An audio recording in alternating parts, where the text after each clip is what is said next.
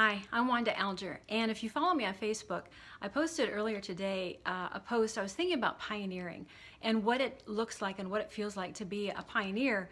And I wanted to encourage people of knowing that we tend to be loners, going these trails by ourselves. And I even said, don't worry about those who don't follow you. Just keep your eyes on the one that you're following, to blaze those trails. And I've been getting a lot of responses back, and people identifying with that, saying, yeah, that's me. I feel like I'm always alone and no one's following me.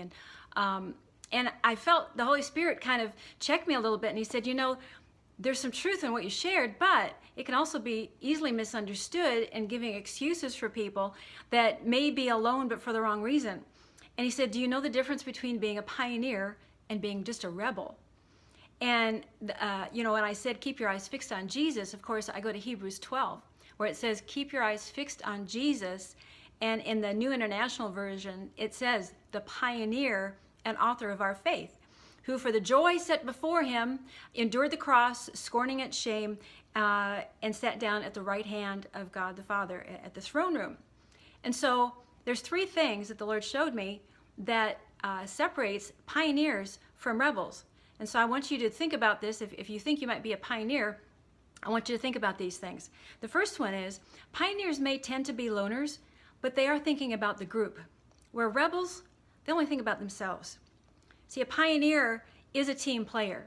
It's just that the pioneer, a God-ordained pioneer, there's a grace on a pioneer to go things alone. They don't need a lot of affirmation. They don't need a lot of pats on the back, because they know that God has told them to go out ahead to blaze that trail. But they're always thinking about other people and what it's going to mean. Where rebels, they're only thinking about themselves because they don't like the status quo, they don't like what's happening, but it's only because of how it affects them. So that's the first difference. Second thing is, pioneers can travel light because they don't carry a lot of baggage. Now that is, I believe God ordained and healthy pioneers should travel light. Spiritually, we shouldn't be carrying a lot of baggage. See, rebels, if you're a rebel, you got a lot of baggage. Bitterness, anger, resentment, you don't like things the way you are. That's just a lot of baggage, and it's going to make it hard to try to blaze a new trail until you get rid of some of that baggage. So pioneers should travel light and be free. The third thing is that pioneers see something in the distance that gives them a joy. See, that's exactly what Hebrews 12 said. For the joy set before him, he endured all the stuff that came with his journey because he saw something ahead. And that's what marks a true pioneer, is that they see something out there in the distance that's a lot better, and they see it. Where rebels are so focused on what's wrong right here. They're complaining, they're usually miserable because things don't look good. They don't have any vision for the future.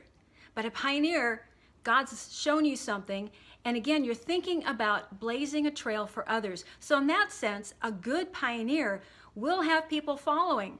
It may not be initially, but eventually, if the fruit is there, if you've answered the call of God, you have blazed a trail. You've made a way where then people who are kind of watching from a distance, now they can see it because you've cleared the way, and then they want to follow.